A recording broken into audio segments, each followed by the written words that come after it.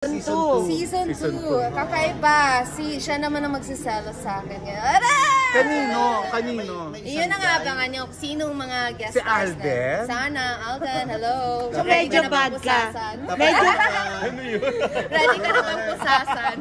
May mga Merlin po. Gusto ko na sabihin sa kanya, is that a pistol in your pocket or just happy to see me? Well, I hope so. Hey Alden, I hope to see you in Matigas na Police. Come on. Si Alden, pag gusto mo ba gano'n? Yeah, I want to say that line to him. Is that a pistol in your pocket or just happy to see you? At saka, ano ba, by Herlin Pudol para... Yeah, and there's so many guests. I'm really excited. Sabi ko nga na, huy, na-insecure ako sa mga police kukunin yung lalaki ng mga boobs. Pag nakatayo kami lahat, parang kasi ako yung pinakamaliit na boobs sa lahat.